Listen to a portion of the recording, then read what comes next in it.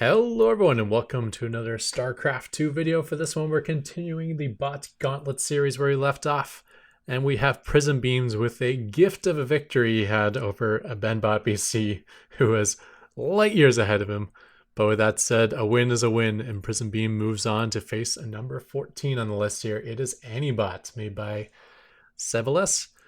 I think, did I load him up here? I did, so Annie is a one-man project to learn programming basics. Now Annie can use all units available to Terran. Machine learning is used in its simplest form. Oh, that's cool. Did not know that at all. Bot uses same strategy again if it achieved victory in the previous game against the same bot. Hopefully this can be extended further into more complex in the future. Oh, okay, that's not machine learning. At least I don't think it is. That's just scripted learning. At the moment, 15 different strategies are used. Annie has only a few. That would be really impressive, though, because it looks like he's just learning how to program. If someone just learning how to program did some sort of machine learning, that'd be awesome. At this moment, 15 different strategies are used. Wow, that's quite a few. Annie has only a few options to change his behavior during the game, and he does use now scouting information from the first SCV, and he uses SE2 bot chat add-on, which I believe was actually written by Annie as well. It's kind of cool that he created his own add-on to catch enemy chat messages and reply to them.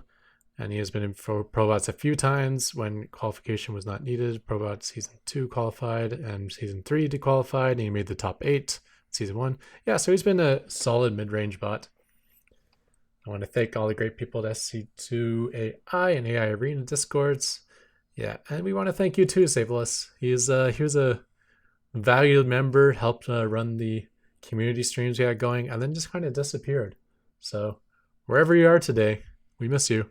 Welcome back. We want to welcome you back. Yeah, so he is a bot written in Python, and he is a Terran. And now we can hop right into the game. And since this bot has not been updated, since there are some major changes for the current season, I've actually pulled this replay from the previous season as the only way to get a functional game out of Anibot.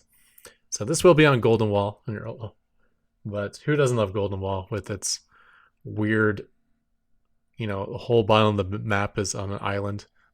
This map broke so many bots when it first came out because bots not understand that you could not reach these expansions to expand to. Anyways, with that said, let's get it going. Spawning in the bottom left, it is the challenger. It is Anibot. And going for the hat trick, the 3 victories, it is Prism Beams. So here's a question. Prism Beams likes to build at that base just outside the main base. Is it going to try to proxy pylon right here?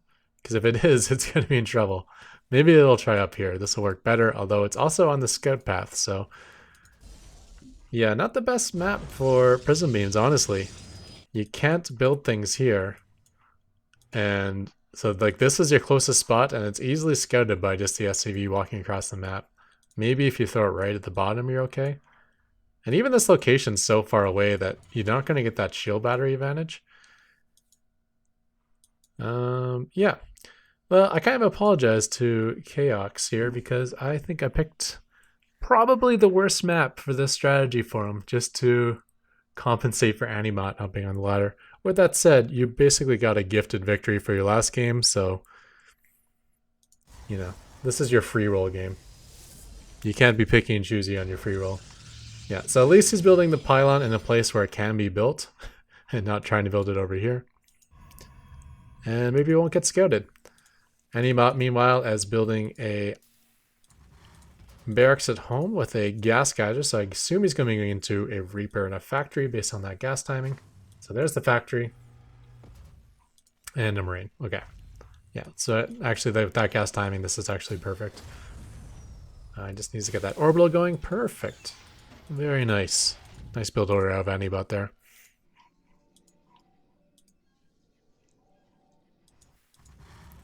Barracks is actively building 1 marine at a time, which is better than a Reaper, I guess, if you're facing proxy voids. However, Reaper might have spotted the proxy, and a reactor would obviously be best. to really get that Marine count up to a point where the Void Rays can't slowly but surely pick away at them.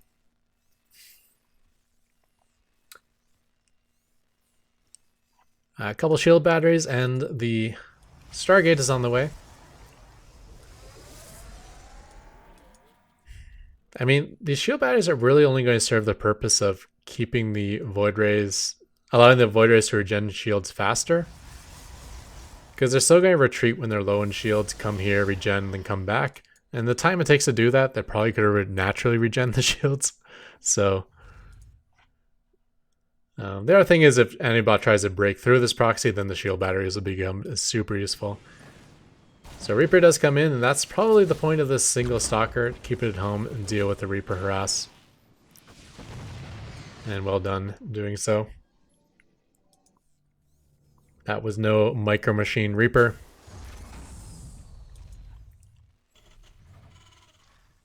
Widow Mines is interesting. That will do very well.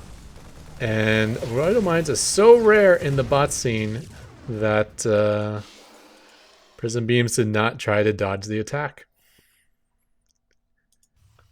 I'm not sure how Prism Beams kind of like maps incoming damage, but it says, hey, here's a unit that has no attack, so I'm fine. And that's true, because Widow Mines do not have an attack. Broad Widow Mines do not have an attack, but they do have an ability that will blow you up, which was something not anticipated for.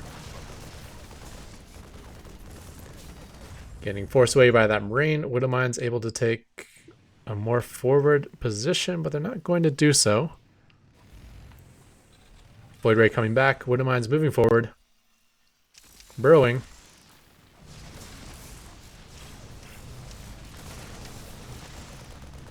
The bait is set. Boom, and the hits are done.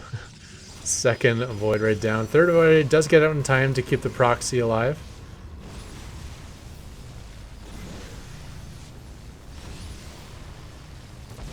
That probe will stay alive, although, you know, they will drain the shield batteries a little bit. With that said, I don't think these shield batteries are too important. The Void Ray is actually on the field now.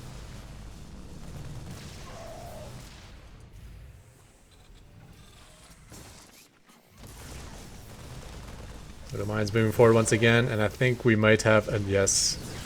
Unfortunately, these Void Rays do not understand the Widow Mines, and that is being super painful. Even a Cyclone coming out now. Cyclone and the... Yeah, that Viking was 100% dead, but the Void Ray decided to go home to regen the shields. Especially that was charged up and the Viking was not kiting. Speaking of kiting though, the Cyclone is certainly kiting, and that there is another dead Void Ray. Bringing up the units lost, we can actually see that that is 4 Void Rays down. A few more shield batteries added, but they're so far away that they can't participate in the fights. And these Void Rays are just getting slaughtered.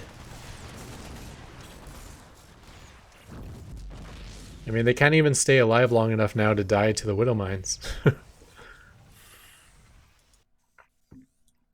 Antibot did exist in the era of Golden Wall, so it looks like he's actually mined out his back door to take a third base here. It appears this probe is stuck. Void Ray is able to retreat. Okay, that's a nice one. In retreating from the Marines, it actually saved itself from dying to the Widow Mines. Now it's actually fighting close to the shield batteries, but the only reason this is happening is because Antibot is on 2 bases, which is not good news. And this might be the end of this section here. That's going to be the end of that probe. Oh, Void Ray is actually going to get that Widow Mine. A lot of firepower here. The shield batteries may not be enough. There it goes down, yep.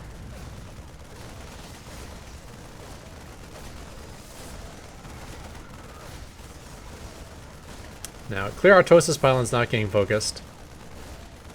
Neither is the Stargate. So these Void Rays will come out, and they're going to get probably 3 worker kills out of them, and there is 1 lock on, and Even the regular auto attack out of Cyclones is really strong against Armored. I believe they did bonus. No, they don't do bonus, but still, 18 damage every 0.7 seconds is a credible amount of damage. Not as crazy as the lock-on damage, but still very, very high. One more shield battery, bite in the dust. Shield batteries are not saving other shield batteries. The attempt to make more shield batteries is failing, as there's a probe stuck in here, I think. No, I don't know why it's failing, actually. Yeah. 4 bases now for Antibot. And I think the writing's on the wall here, so I'm going to go ahead and speed this one up. Go up to 4 times speed. As one void ray at a time, it's so much firepower. It's just, all it's doing is throwing away 150 gas and doing so. And that's the only thing that we have out of Prism Beams, is the ability to make one void ray at a time.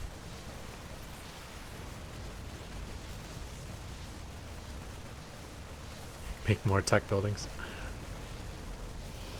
5 bases now out of Antibot.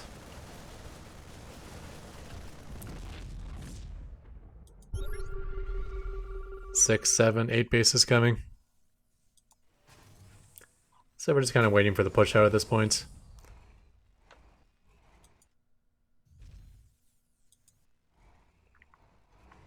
Which comes at a max out of, nope. 198 supply and he's not pushing yet. Could this actually be a draw? Okay, there he goes. Waiting on the Thor. So it's not just being 200 supply, it's actually having 200 supply actually produced.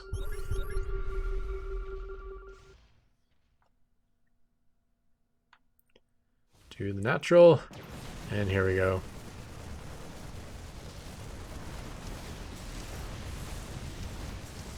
GG. Nice little run there out of Prism Beams. Unfortunate map, so, you know, you got a good excuse at least. You could have said, oh, I would have won it all if it weren't for Golden Wall. But that means Antibot will be moving on to face another strong Terran, actually. Very similar power level. This will be an interesting match. I actually have no inkling on who will win this, but it will be Antibot versus Spud in a TVT. So let's take a look at what's going on with Spud here. Nothing in the biography. It is a Terran bot written in Python. That's what we know. And he does have a few points over Antibot on that season's ladder. He ended up beating Antibot by a mere 8 points.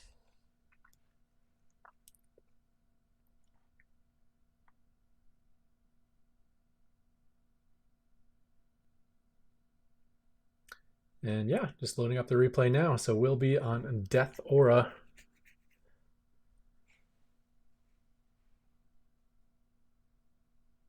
And hide that.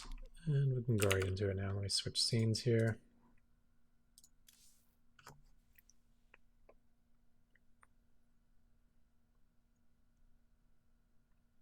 And there we go. Ready to go. Production tab. And let's do this. Spawning in the top right, we have the red challenger. It is Spud. And in the bottom right, we have the returning champ. It's the blue Terran. It is Antibot. No, it's empty. Okay. So TVT. Early gas already out of Antibot. Looks like he'll be timing that to finish 100 gas by the time the barracks finishes. Meanwhile, we have a barracks into gas out of Spud, which will allow him enough resources to get an orbital right away when the barracks finishes, but not enough gas quite to get a factory or anything of the sort.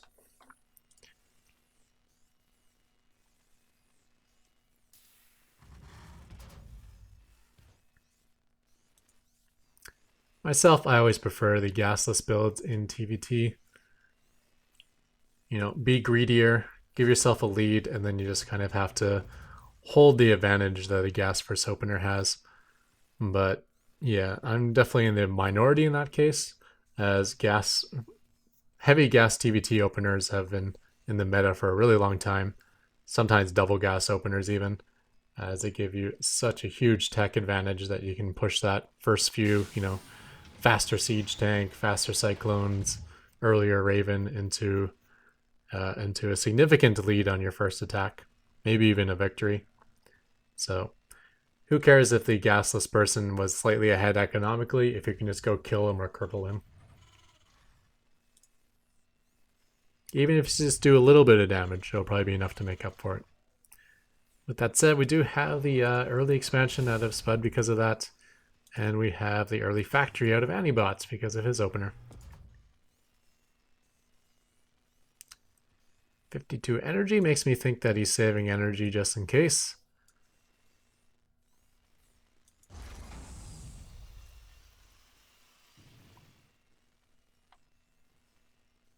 Probably a little early to be doing that, as there's no early cloak threat, except for maybe like a proxy ghost attack or something. But Banshees are not going to be here in a long time. But if you want to keep it simple and generic, it's just like, okay, facing Terran, could be Cloak Banshees, always have 100 energy available, or something like that.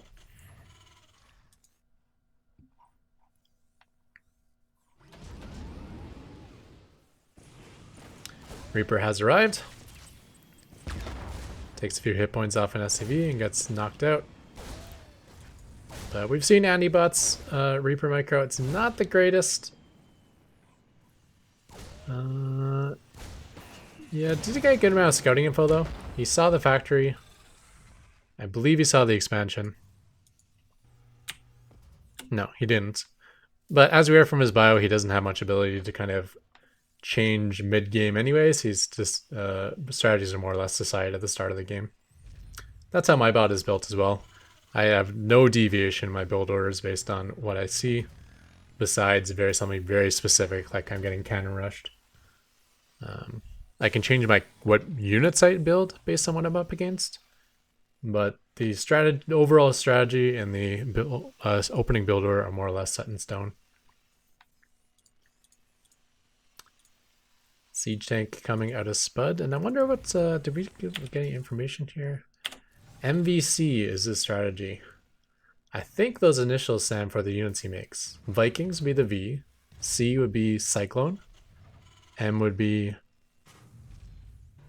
Marine Cyclone Viking, Marauder Cyclone Viking, Medivacs Cyclone Viking. That one makes a lot less sense. There's lots of M's for Terran. Mech Cyclone Viking.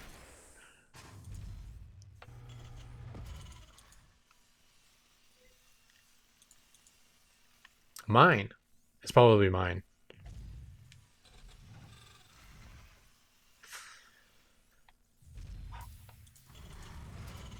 Yeah, so Antibot actually once had an all factory build, which I thought was really strong. He lost his series in Probots 2-1, but his one win was using that. So hopefully it's something similar to that. He has a lot of Cyclones and Thors. He used Thors for his anti-air, as well as pounding to the ground and tanks. And when you're doing all factories, you can do the double armory upgrades and make your mechs super strong. It was interesting because the common sense approach to facing air units with Terran is to build Vikings. It's a nice generic and powerful way to deal with enemy air. So it was refreshing to see someone dealing with it with like mines and cyclones and Thors instead. And it gave a lot of advantages to him as well. Third base coming down from both players on very similar timings. Oh my goodness. I gotta pause just to see who's ahead. 330 hit points for Antibot. 319 for Spud. Very similar expansion timings. Definitely Bio is the weapon of choice. So very different strategies out of the two. So we're going to see some Bio Medevac Siege Tank for Spud. Meanwhile, Antibot is going to be sticking more with the Cyclones and Bio. I don't think its Marines are going to be getting any upgrades. Hinge bays are inactive, no add-on on the barracks. So yeah, One Marine at a time isn't a massive investment, so the majority of the resources, especially as he adds more bases, is going into those mech and Viking units. In this sort of situation, siege tanks can become quite powerful. It's hard to engage into siege tanks with cyclones. With that said, it's hard for siege tanks to engage into anything. So it's all about who's going to get the forward position first. You know, if Anibot can get set up here, it's going to be very difficult for Spud to break out. But if Spud can get a forward siege line, I can't see Cyclones and Marines and Vikings doing much to do it to combat that. Little Marine hit squad. No, these Marines are appearing to just secure a base here. Nice little pretty setup there. Meanwhile, a massive siege push is coming, and this is going to be trouble. If he gets sieged up here, which it appears he's going to, then Anibot's going to have a lot of trouble breaking out of this. I mean, the Marines do push forward. Widowmines do get off one good shot there. I imagine that these Marines are going to get cleaned up by the Cyclones. But then the question is, how do you kill the siege tanks afterwards? And these Marines are actually getting a lot of damage done before they die as well. I think they are, at least. It looks, they must have killed a bunch of workers, I would think.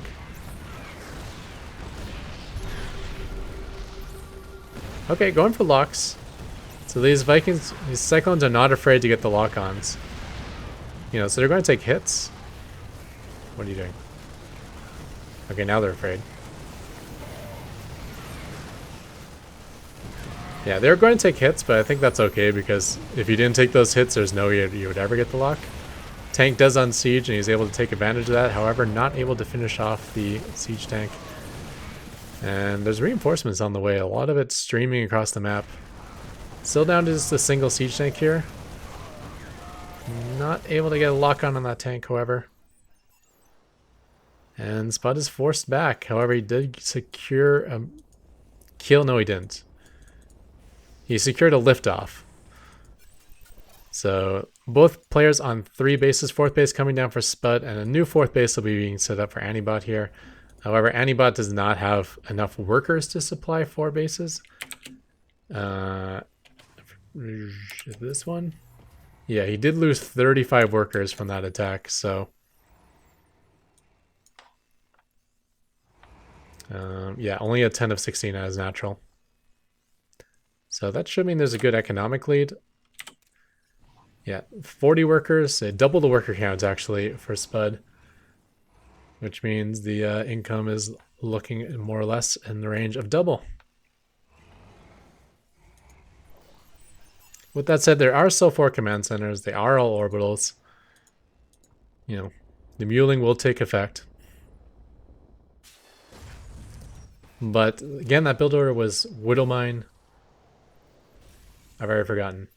Viking and Cyclone. Those are that's a fairly gas heavy composition. So having a bunch of mules doesn't really matter. Populating these things does. I just realized this disappeared up here. How the heck did I get rid of that? I think I accidentally hit Shift R. Okay, good. I remembered what I accidentally hit, which is apparently the hotkey to get rid of this. Learn something new.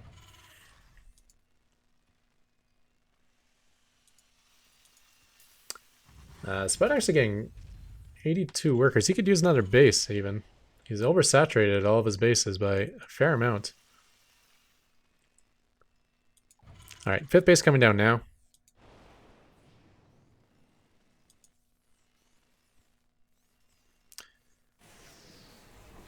I would have liked to see these Cyclones be a little more active. Like, even if not fighting on the map, just kind of taking a forward position. Because, yeah, I don't like the idea of tanks getting sieged up out, and then he has to fight into sieged up tanks. I think he got a little lucky in the last fight that the tanks kept unsieging to change positions after all the Marines were dead, which allowed the Cyclones to get in and secure some kills.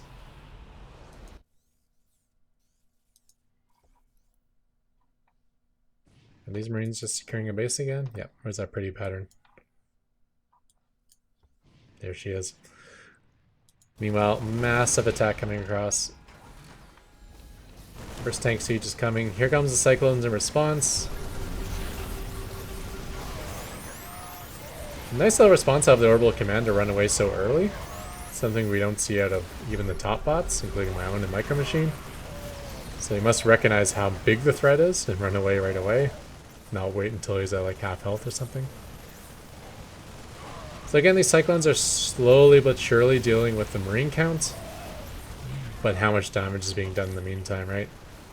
This base got interrupted, this Marine count's getting slaughtered, this base got taken out. And I think all the Cyclones died. They must have got jammed in a corner somewhere. So some Cyclones up here. Too afraid to go into siege tanks. For good reason. Yeah, and this is the issue with Cyclones versus tanks, right? Like, how do you move in on a sieged up tank line? You can't. So you can never allow it to get sieged up in a threatening position like it did here. Very much like how Stalkers play against tanks in PvT, right? You kind of have to get it on the map and meet that Terran army. You can't just let it walk across the map for free. Force it to siege up, unsiege, siege up again, unsiege. Yeah, so I think we're going to go ahead and speed this one up. It's looking quite good here for Spud. Interesting strategy. I did catch some unsieged tanks here, so... But these...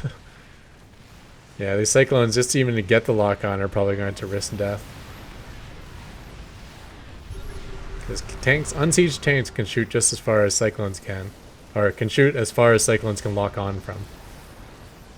So they'll probably take the death hit and you're even trying to acquire that lock on. And now it's just a matter of cleanup. Speed up some more. Let's get this 8x here.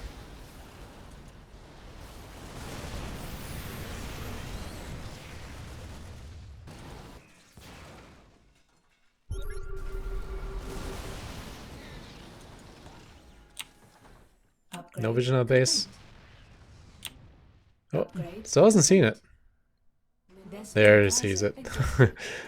Popped up on the mini map. Something got dragged over there, chasing an SCV or something. And that should do it. GG. Well done, Annie Bots, and congratulations to Spud, who will be moving on to the next match.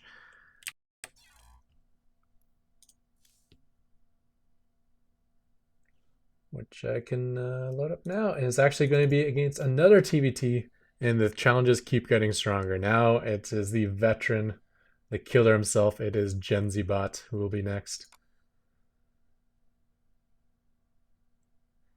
What am I trying to do here? Search scenes. Do that. All right, so let's load up GenZibot. And see what sort of bio we got here. So GenZibot, who's older than AI Arena itself. Plays standard, and each matchup does adaptations based on scouting information. By standard, he means not all in. You'll notice his builds are not, you know, human meta standard, but they're getting quite good, I think. He used to tend a little bit too much towards safety. So when he faced like a top end bot, he would just fall behind economically. He was good enough to make up for that often, but yeah, now he takes the appropriate risks, I think, and gets greedy when he should. It's a completely scripted bot that doesn't use any machine learning or data. Instead, GenZibot uses human learning. It means I study the game like I was learning it myself, but instead of practicing to play like the game, I try to implement all I learn into my bot. I'm trying to make GenZibot play the game in a way I would like to be able to play myself. GM, here we come. Yeah, that's why I did say his builds are not standard human meta, but in terms of his playstyle, perhaps the most human of any bots. His TVZ is actually super fun to watch because you can mistake it for a human the way he kind of does multi-prong harass. Best achievements. You know, looks like he has couple second places, a couple of semifinals, all in the previous few seasons. So, yeah, quite impressive. I believe this series is actually pretty epic. TVT versus Micro Machine. Back in the day, GenZibot was perhaps the only bot that gave fits to Micro Machine.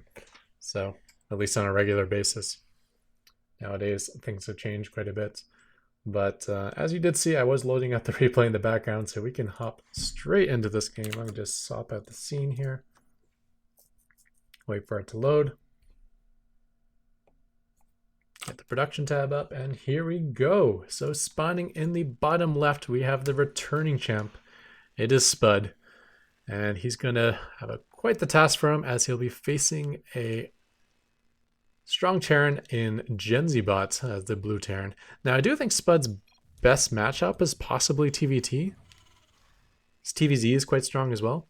So, in fact, I think I used to call Spud GenZ Jr., as their playstyles are very similar, but GenZ just had a little more success.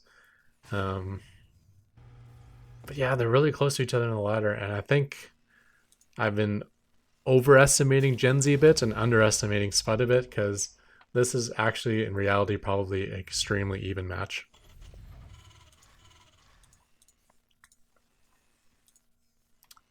So gas completes for GenZibot. So he'll, like Antibot, will be taking the gas, like the early gas initiative, where Spud will be favoring the later gas so he can get a fast expansion and an earlier orbital command.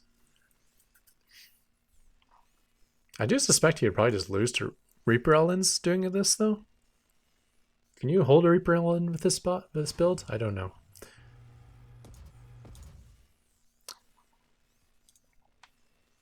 GenZ actually going up to 2 gas, however, though.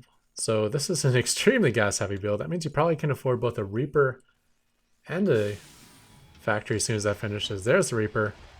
Factory, there's 100 gas. Where's the 150 minerals? There it is. Okay. I guess you can make it optimally timed a smidge better by taking the second gas a little bit later. I do like how I switched into 2 in each gas as soon as you started the factory. Get a little bit more mineral income now that the factory's already on the way, to allow him to eventually be able to expand. So Reaper is out, and I think GenZ prefers to use it defensively, which is too bad. I think I might be able to get a little bit of work done, although there is a defensive Reaper for Spud as well. So perhaps not.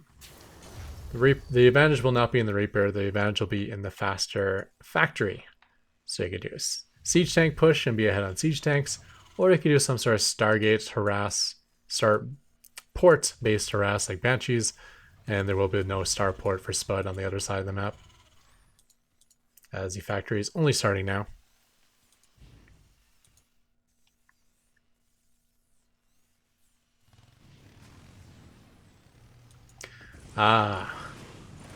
Okay, I recognize this build. I lost to GenZibot a lot, and when I did beat GenZibot, it was despite losing a lot in the early game. He likes to do a little bit of pressure with this, just kind of poke, and then he'll do a mix of a drop, a run in the front, and a liberator all at the same time, and test whether your bot can handle this multi-prong harass. Yeah, so that was the initial poke. The poke saw a bunker and said, F it, I'm out of here. And he's going to be adding on more Reapers and Hellions. And if I recall this correctly, I believe the way it works is the Hellions get dropped in the main, the Reapers run into the natural, and a Liberator goes into the main. And sometimes the Hellions can get a lot of work done because they're protected by the Liberator, you know, the Liberation Zone.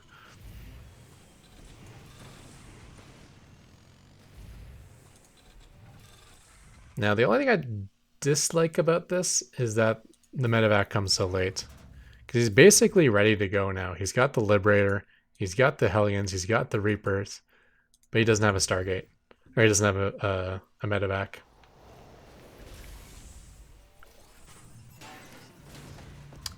So Just out of interest sake, just in case GenZ's watching this, maybe there's an adjustment we can make to this build to make this hit even sooner. So ideally, we want the Stargate always in production. So yeah, as soon as the factory finishes, we start the Starbart. We like that. As soon as the Starport finishes, we want to see immediate Liberator followed by an immediate medevac. Finishes. There's a Liberator. Okay, so there's no way to speed this up.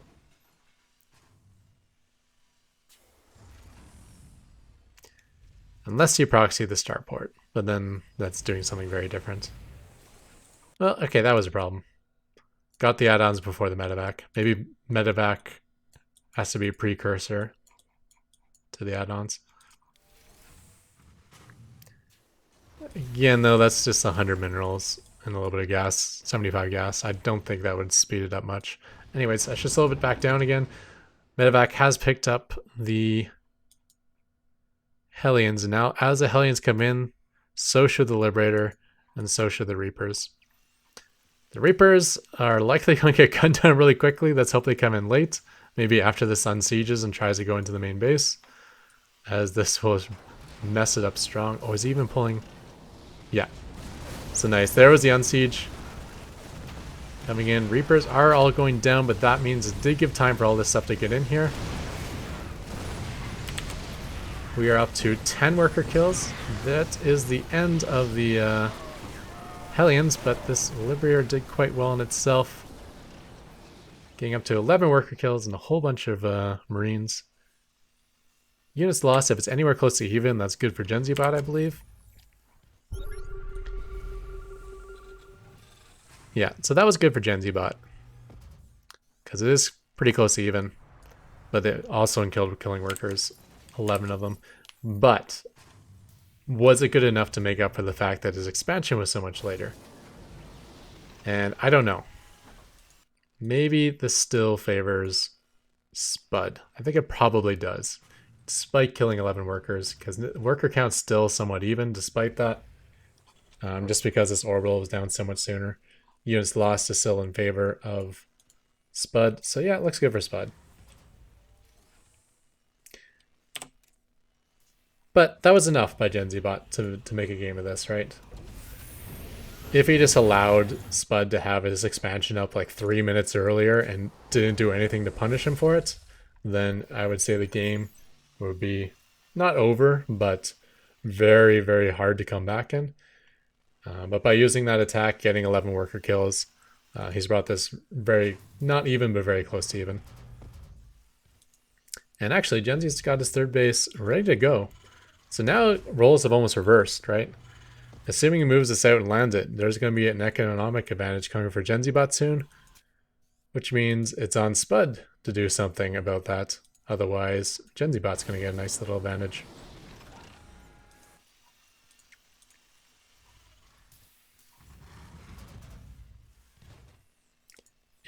Interesting depot placement.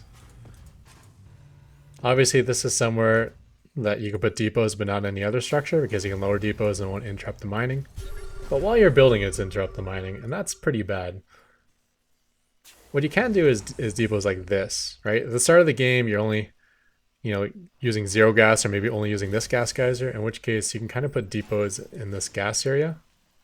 Pros used to always do this back in Wings of Liberty. You don't see it too much anymore, as, SimCity with depots is more important. But if you don't need to put the depot anywhere in particular, putting it in front of an unused gas is a great place to put it, because, you can finish it, lower it, and now you've efficiently used space without interrupting your mining. So large attack moving out here. Let's bring up the army tab. You can see it's actually advantage for GenZibot at the moment. Perhaps some upgrade advantages for Spud, but going into a well sieged up area through a choke point. Oh boy. Oh man, nice little anti-armor missile as well. Viking count might be ahead for Spud, but he did eat a lot of auto turret attack. Siege tank is down. Using scans to actually give themselves vision of the enemy siege tank. As you can see, these tanks can shoot far enough but couldn't see far enough. You know, they can shoot this far, but they can only see this far.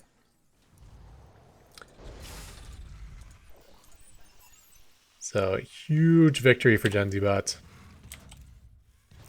Army size more than double now for GenZ. Third base has been up longer. Worker count is even. Upgrades. Okay, he's behind on upgrades. He doesn't have combat shield or concussive shells or +1. Okay, it's actually a 1-1 upgrade advantage for Spud. No, did I read that right? Yeah. Sorry, there's +1. Yeah, so there's a +1 armor. So small upgrade advantages, although those are disappearing quickly. There's a +1 armor out of GenZ, and combat shield is close to finishing. I'm missing an entire attack while this is happening. Again, using those scans to grab vision. There's a siege tank and siege tank range. And without vision of his own, Spud is not able to shoot back. This is why air control is super important in the match. Yeah, just keeping those air units in front of the tanks. Huh. That's actually something I didn't copy from GenZibot, but I do it exactly the same way. Great minds think alike.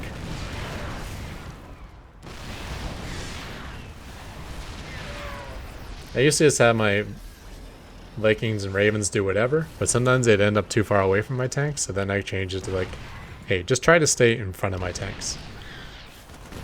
Don't go randomly chasing other units. Nice little snipe of the one siege tank there, caught him unsieged. But GenZ is, you know, he's threatening this third, and if this third gets lost, I mean, there's a planetary there, it'll be hard to break through. But if he can break through, this game will be more or less over. Huge production tabs going on here, so much going on.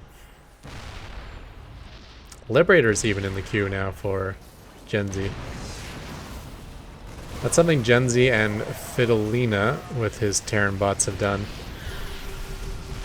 Dominion Dog and can't remember his other bot, but using, you know, once you get the air advantage, start using Liberators, and then you can kill enemy siege tanks with Liberators.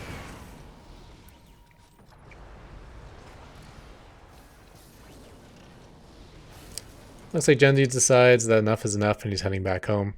So Spud will live another day. Had he lost this area, this game would be called, but he didn't. And now actually, you know, he's got some big... Yeah, he's in a good spot. Yeah, these are planetaries, which are nice. It'll hurt his marine count some, but it's nice in other ways. Especially as GenZ likes to do little marine hit squads sometimes and send them around the map. Nice pathing by GenZ. If he goes over here, will he? Yeah, he scanned there and now he changed direction. Yeah, so he will be denying the space. Nice little catch. Putting it back to 4 based on 4. As a nice way for Spud to get back into this game as if he did have a +1 base lead. This stim is not advised though, oh my. He is able to catch some siege tanks, gets 2 of them, but lost his entire marine force in the process. Now it's Spud's turn to go suicidal. Was able to get the Liberators, which is nice, but then the siege tanks finish him off, and I think that's it for all the marines on both sides. Liberator getting that siege tank down before trading himself out. And yeah, reinforcements kind of trickling to their death. Even a vision problem here is, well, the command center can't see these tanks. So the ramp is not hurting Spud at all. But these units trickling in to defend is not going to work out well. It'd almost be better for Spud if this dies, so he'll stop trickling units over there. There's that marine hit squad coming in and doing some nice focus fire of the workers here. Not the best value, but of course better than shooting the planetary.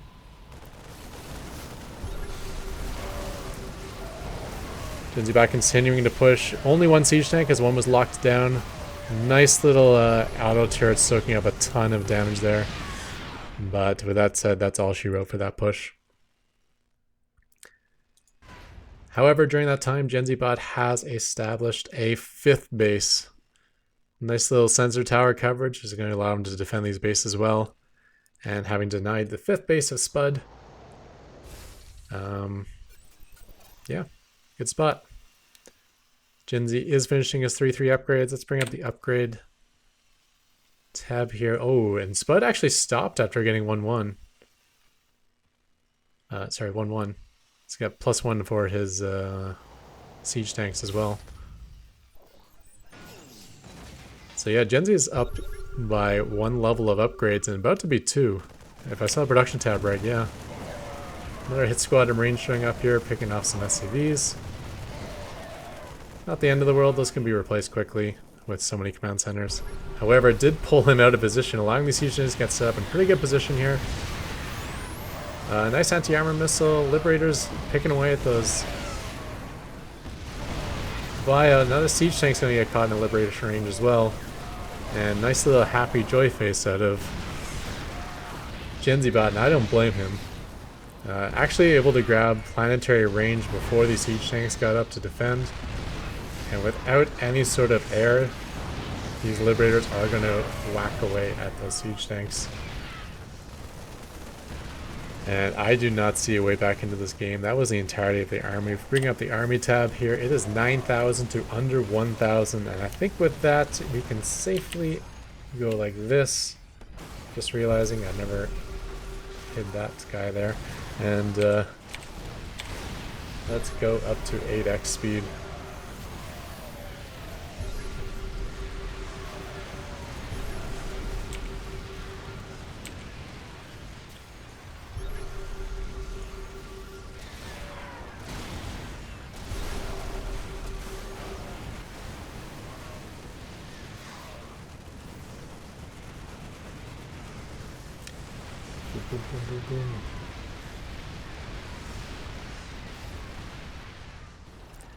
One base left.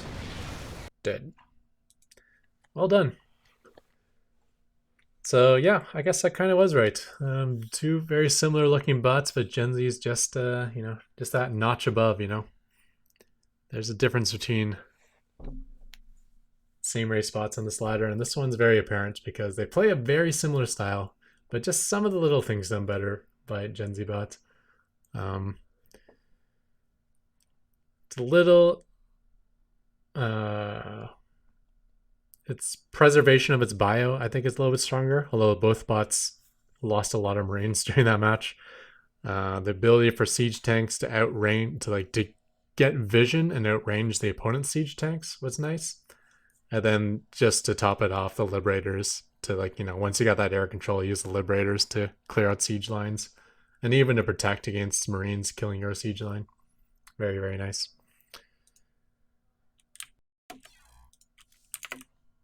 We can hop out of this and we'll switch back to this frame here. And I think with that, with 48 minutes into this recording, we will call it there. So GenZibot, the powerhouse, will be moving in, but where I would take GenZibot to beat any of these bots we've seen so far, as it's so sophisticated, the bots it will have trouble with is the ones it's about to run into, as it's going to be facing some really tough ones.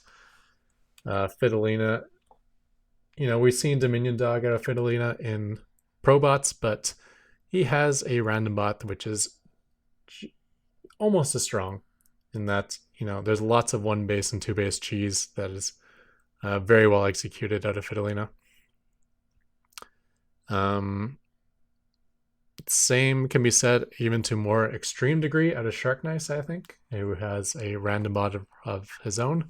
Also very cheesy. I think every random bot would be very cheesy, because who can master like the late game of 9 different matchups?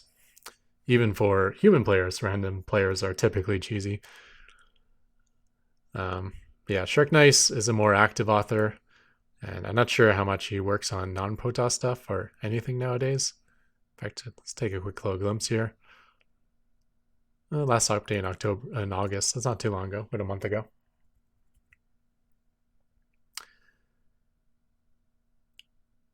And I shouldn't have done that because it takes a while to load up the competition page. Not quite sure why. Maybe it generates it based on a database every time or something.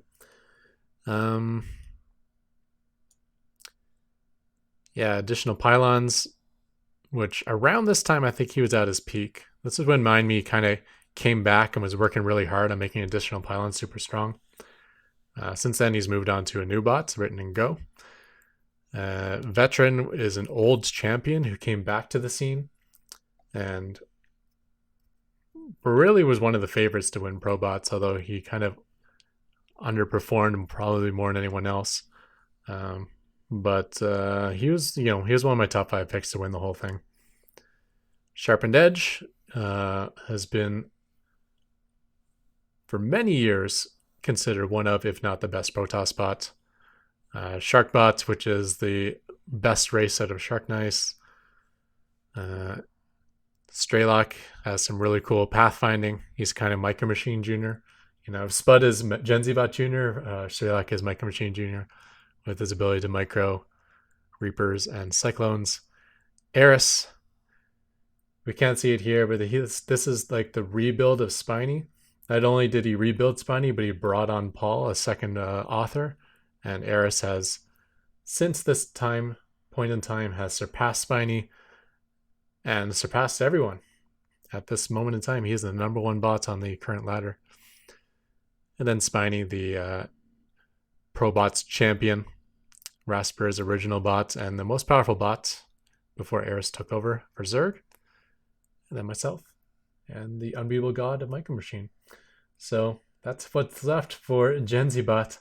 I suspect it's not going to blow through like the next 12 matches. So we're going to see some more flip-flopping, but hopefully 1 or 2 more matches out of GenZibot, as it's really cool to see what he can do to